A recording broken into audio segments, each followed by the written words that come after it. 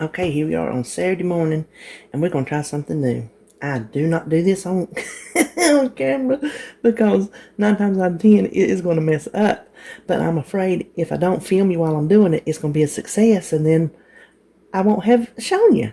So what I'm doing is if y'all remember back in the fall, I found the, not Hungry Girl, oh shoot, not Pound Dropper. I will put it down in my description box because I don't want to misspeak. Anyway, I found her recipe for pumpkin spice French toast casserole. I think is how it goes. And I made that, and it was delicious. If you haven't made it yet, just go make it. I did not change a thing. I just went straight from her recipe and made it exactly like she did, and it turned out perfect. I didn't find anything that needed to be tweaked as far as the base recipe goes. Now, here's where the fun part comes in. So, Joan, over at Joan's Pointed Plate, she took it a step further, and she created a chai French toast casserole that looks delicious. I'm going to link that down there because you need to go see that. Fast forward to yesterday when I did my grocery shopping, and if you saw my grocery haul, you saw that I went back to my white wheat bread because I have eaten that Sara Lee bread so long that I just can't take it no more.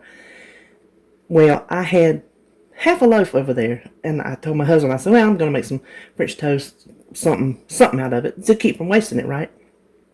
Well, I got to thinking. I'm like, you know what? You got some apples over there. Why don't you see if you can make an apple pie French toast casserole? So guess what? That's what we're doing this morning. We are going to try to make an apple pie French toast casserole. So keep your fingers crossed. If you're seeing this, that means it turned out good. So I'm really excited about that. So now let's hush up. The first thing we're going to do is make our apple pie, so to speak. So we can go ahead and be cooling while we're putting the casserole together. So just get any kind of microwave safe dish, and I'm going to hit it with cooking spray just because it seems like everything cooks better with cooking spray. This is just one diced apple, just peeled and diced. And I think that will be enough because like I say, I'm going as I go, but I think 2 apples might be too overwhelming and maybe weigh the casserole down, so we're just going to stick with 1. Then 1 teaspoon of apple pie spice, and I make my own because it's not always easy to find in the store. I don't know if y'all ever noticed that, but I've not always been able to find it in the store. So I will put a I'll put it on. I make my own pumpkin pie spice if I can't find it, if I'm out. I'll put that down in my I'll put that on my website. How about that? I'll put that on my website. That way, if you don't have any, you don't have to make a special trip. Now, this is a tablespoon of any artificial sweetener that you like. I'm using the Canto Classic Blend, and you can use any kind that we'll use that again in a minute. Now, just kind of stir that around.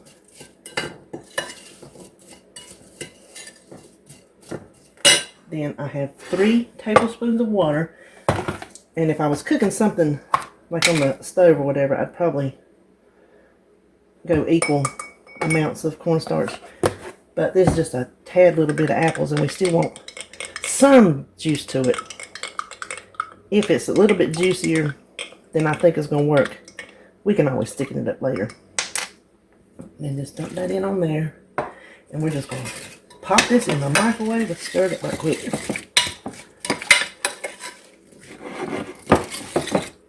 So we're just going to pop that in the microwave about 2 minutes until the apples are softened, and it will start thickening as it cools.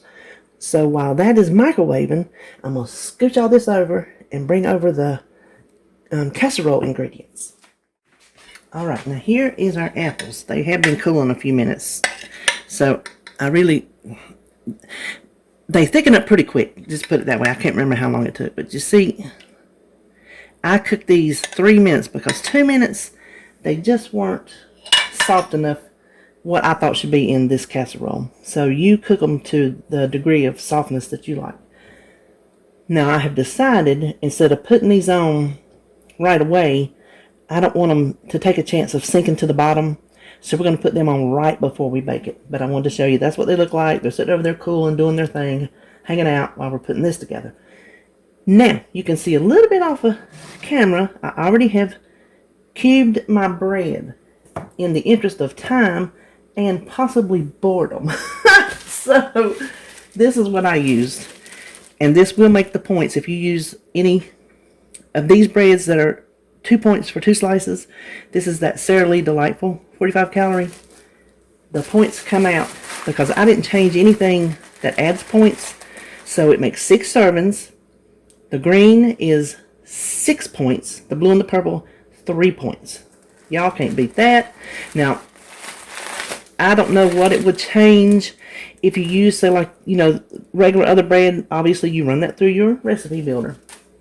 Let's go ahead and get started. Now, I will say, on my French toast casserole on the website, I've got to go back in and make a correction, which I will have done by the time you see this. It calls for a tablespoon of light butter, and I always use the Country Crock Light. That's what I like. 1 point for 1 tablespoon. Melted, and I forgot to write in the melted part, so I'm going to fix that. So 1 tablespoon of melted, and it has made a mess because what you cannot see off camera is when I was melting it in that teeny little dish, I put it too long, and when I opened it up, it had everywhere. So I've got a microwave table mess over here. And what I'm doing is I'm adding everything besides the milk, because I will get the slinging and go everywhere. So I'm just going to add 1 of these little packs of applesauce, which is a 1/2 cup.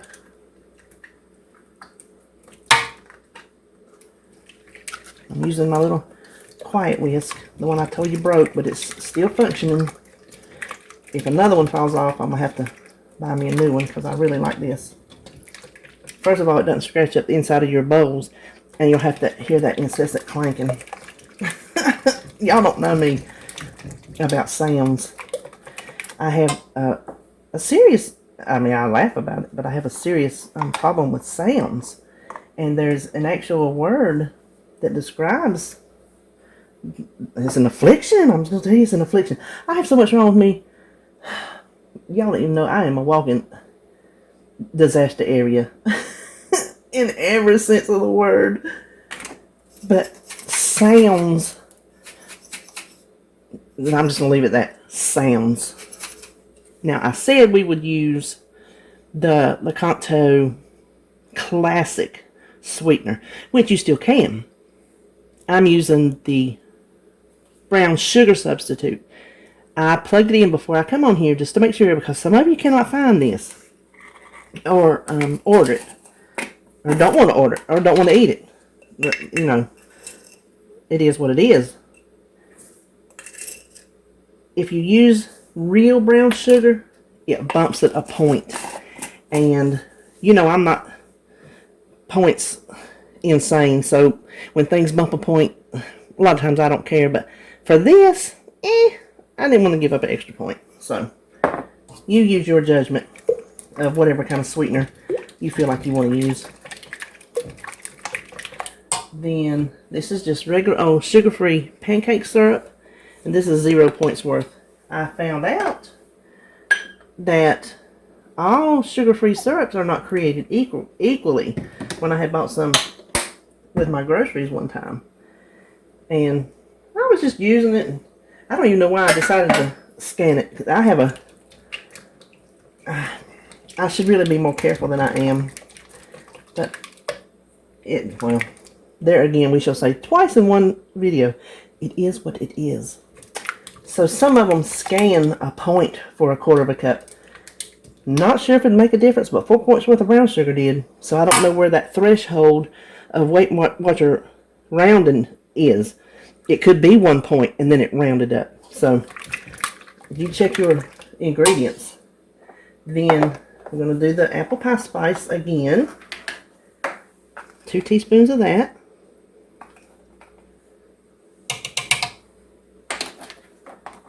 And then one of my favorite ingredients ever from my subscriber Diane Evans, who I will mention every single time I use this. I will say that she gave it to me, sent this to me, her homemade vanilla extract, and I will show you probably every time. Look at all the vanilla beans in there. Can you see all those? So shake it up real good, she says. And we want 2 teaspoons of vanilla. That is, I better do this the other way. Oops. If y'all could smell this, you could, you know what? That reminded me. You know, every time I talk to y'all, it reminds me of something. My best friend in growing up here, because I think I have told you before. See, this is where a quiet whisk comes in handy, because I can talk to you and not clank your ears off. My best friend lived down the street, because like I told you before, I grew up in this house when I was like, I don't know, 1971. I was born in 62. You do the math for me. That's when we moved here. That's when Mom and her husband, my brother's daddy, that's when they had the house built. So that's back when everybody in the neighborhood, it was just young families with children. So there was gobs of us. Where I live, I'm on the corner. There was no houses. I've told you this before. No houses in front of me or down the road. No, several acres of just woods that they just built houses on 2 years ago. Anyway, back then, you just go up the woods, down the woods, and then around the little block. And it's all of us kids. And you just make a big loop around. Now, there's another road that goes down in the neighborhood. I live in Robin Hood, Sherwood Forest. Yeah, I'm not joking if y'all think I'm joking. Our names, we have all the Robin Hood different names of our streets. So, anyway, she was my best friend from all the way till we got out of school. Well, she was country, as naive as you would want a young lady to be. So sweet. And I was like the one who had been around the block. Not in that sense, because I had not. But the one who has seen more in her life at that age than she had. She still had the same parents. They had a traditional household. She had 2 brothers. She had a twin brother. She had an older brother. They did things typically normal family behavior. I did not. I had all kind of things had already happened to me in my life. There was a lot of disjointing in the family, blah, blah, blah, blah, blah. Fast forward to, she was just very sweet and naive. One of her favorite things to do was, and I ain't gonna laugh about it, because I'll guarantee you, at least one of my subscribers, one of y'all has done this. And you better tell me, because I want to know. Because it's really sweet. I didn't do it because I had perfume. She did it because that's just how she was raised. Shut up and get to the point. She used vanilla extract as her perfume. She dabbed it in behind her ears and like right here on her wrist. And that's what she used. Now, you know what? That little girl was years ahead of her time. Because, I don't know if y'all remember in the mid-70s, there was no kind of vanilla perfume on the radar. If there was, I'd have been all over it. Because I love anything vanilla and warm smelling. I love that. Now, look at today. Over the years, how much vanilla scented perfumes and whatnot have become popular. So I know she probably got that from her grandma or her great-grandma, because I know that's what they did before there was perfume or before you had money for perfume. I don't know when perfume came about, but I know that was an economical way to still feel ladylike. You know, to be feminine. So when I laugh at the memory. I don't laugh at what she did. Because personally, it's pretty clever if you ask me. So, yeah. Robin, she did perfume with her vanilla extract. Now that I told you that, I better scan this because, yep, I knew it. Half teaspoon of salt. I knew I'd get to run in that trap. Now, let me scoop this back. Now, it'll cook at, it'll bake at 350, about a half hour. I'm not going to heat it up yet because this has to, let me pull this over here. You can see about the size. I think I cut them into ninths, each piece into 9. And the way it worked out is it calls for 12 slices of the bread. I had 11 slices and 2 heels. And them heels are all flat. So I have, see, that's a heel. That extra heel did not take up enough room to make any difference in the texture of it. So it was meant to be, to get rid of this stuff. So all we got to do is, excuse me, just pour it over. I think this is going to be good. I really do.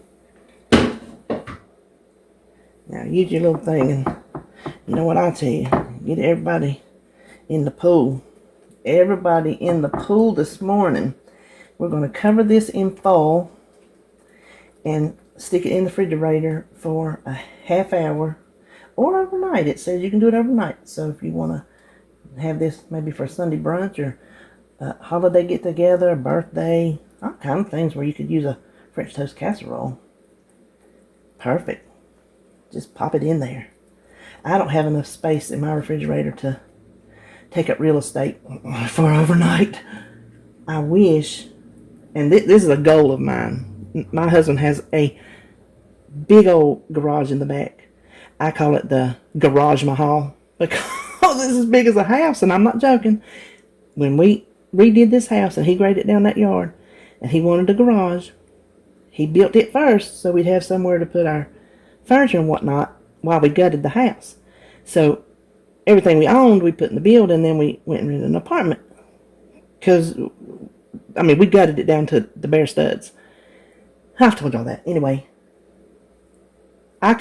instead of the Taj Mahal, I call it the Garage Mahal because it's huge. But you know what? I love that garage because one side is mine. Well, mine and 3/4 the kids, because everything they've ever owned in their life is in that building. Which, you know what? As a parent, I'm happy to have it for them. I'm happy to have some place for them to keep their stuff. And it does not bother me because he has 2 bays and plenty of room around each bay for him to work because he works on cars. He rebuilt his truck, our date truck. He rebuilt it, so he made sure when he designed it, there's plenty of working space around it, not just to pull up in there and pull out because we don't use it for parking. We've not got there yet. If we ever do, we'll see. We use it for spare vehicles, and when he has to work on something, he can come in out of the rain. So, anyway, where the car is, there's a big old space beside it and a real big, like, headroom up front. So I got, like, everything. I mean, everything imaginable in totes. Everything's marked because I made sure I went out there one day with my son. We went through, organized every bit of it. Now, it might not be set and organized because since I can't get around much, I can't go out there and deal with it. So when I have him take stuff out for me, it just kind of goes flung over there, which I ain't arguing. I'll get out there one day because when I get all this mess fixed, I'm going to get out there and I can do stuff like that. But what was I telling you about the garage? Oh, that's what I was wanting. Whenever we get it wired, because it's not wired right now, I want to have an extra freezer and an extra refrigerator out there. How handy would that be? Growing up, my mama, she had her, I think her very first ever refrigerator, one of them rounded kind with the big handle that you pull down, you know, or pull up to open. She had that back in Meemaw's room. And that's where she put all of her holiday desserts that she would make up. She had somewhere to put them. And growing up, to me, that was so cool because whenever we go up there, where do you think I went? I went running back to that refrigerator to see if she had anything good up in there I could eat. And that's where she kept the Halloween candy. My mama kept the Halloween candy in the refrigerator. She put it all in a big bowl, and that's where she kept it. I don't know why they did that, but they did anyway. So she would have Halloween candy back in there, practically up until the next Halloween. But that's where she kept all her goods, and so I want me a refrigerator to keep my goods. So that's that. Oh my gosh, I'm nosy. This goes in the refrigerator, half hour. Coming back, I'm gonna bake it at 350, about a half hour, uncovered. This, I thought, well, I will show you what it looks like when it soaks up, but it's already soaked up, and it's not going to soak up to be any more of a visual aid, I guess you could say. So after that's done, you know what? I'm standing here. This helps me sometimes when I talk. Do y'all ever, as you talk, things come to you? So as I'm doing this, I popped my eyes over there and saw my apples, and I was afraid they would sink to the bottom.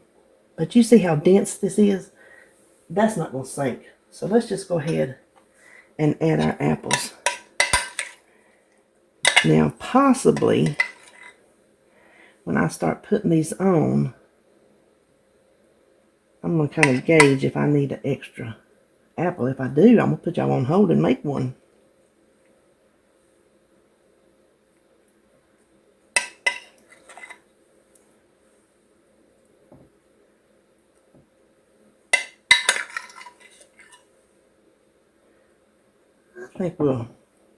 I think we'll try to swing by with one. Just make sure it's a large apple. Let me when I write this recipe out, I will try to specify that, because I think 2 apples might be just a tad much. Don't y'all think? If you want more apples, then go ahead and do 2. I'm just gonna leave mine. I'm gonna leave mine be. Now we're going to chill it a half hour and bake it. And I'm not going to come back until it is ready to cut. Y'all, I want to cry my eyeballs out. And I might do it when I get off of here. When I was cleaning this up, do you see what? That's what happens when you stand here and run your mouth like a... This was supposed to be mixed in with the eggs. So this is going to be screwed up. And I'm so upset. See, that's why it's so dense. I knew those apples were going to fall through. I knew they would. The only option I have is to pour this over and to just kind of mush it in. So, add this to your egg mixture before you pour it on the bread. I am just heartbroken. I'm heartbroken. Because I thought I'm finally doing something that might be good on my own. And then I do something like that. So this is going to be more like a eggy bread with maybe some liquid. At least we'll find out if it matters if the apples are mixed in or not. We'll call this experimental. But I'll tell you this much. Of all the things I am right now, embarrassed ain't one of them. I've embarrassed myself enough. There ain't none of that. The way I cook is the way regular people cook. You know what happens. And what's the other one? If it can happen, it will happen. So hopefully what you see from me is it does not matter if you're not perfect. I think we've used that word a couple times this week. Maybe somebody needs to hear that. Maybe that's why it keeps coming up. And see, I believe in stuff like that. I believe in calling stuff up. I believe in things happen for a reason. I believe in, like, that would be called to our attention for a reason. You know what? That might not be too bad. We will know that, and I will obviously put a disclaimer because I don't want anybody thinking, well, I'm not going to say how it's going to look until I see how it's going to look. I'm not going to poo-poo it just yet. It's still going to taste good. It just might not look the same. So now, back up and pop it in the fridge, half hour, bake it.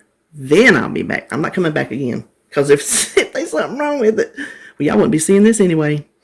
Because I don't want to lead you. I will let you see mistakes being made, but I won't lead you so astray that you can't get back on track and get all confused. So, anyway, I'll see you. Boy, I wish y'all could smell my kitchen. It smells so good. Now, I let this go for 40 minutes. I think I told you originally it cooks for 30. It cooks for like 35 to 45. Now we're going to eyeball this into 6 servings. You can tell simply because I forgot to add in the milk. Like I was saying earlier, it's the bread's a little eggy, where if it was mixed together like it should be, it wouldn't. It doesn't look that bad as far as white pockets of egg. So I think it could have turned out a lot worse. Now you can tell I do not get anything even. And I'm going to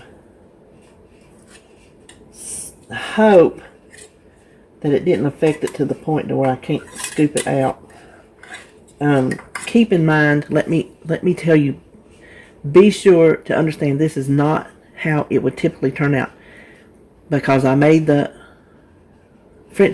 pumpkin one, turned out beautifully, come out one nice, pretty, beautiful setup slice. So this is simply because of my mistake, not because of the recipe.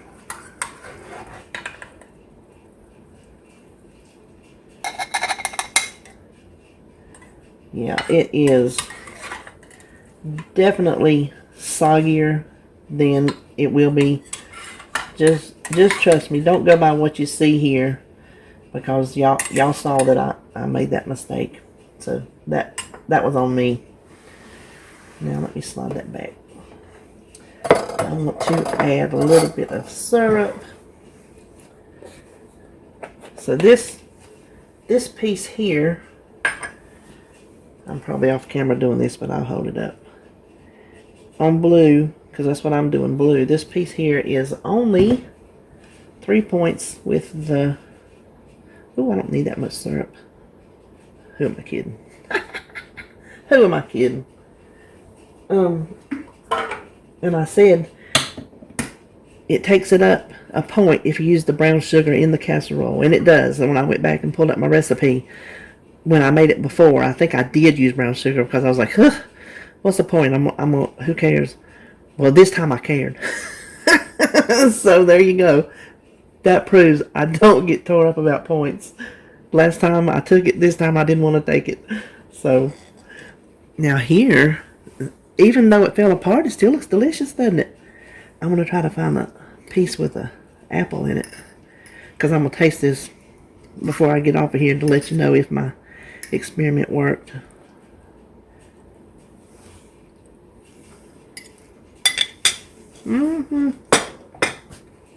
Okay. That is good. That is real good.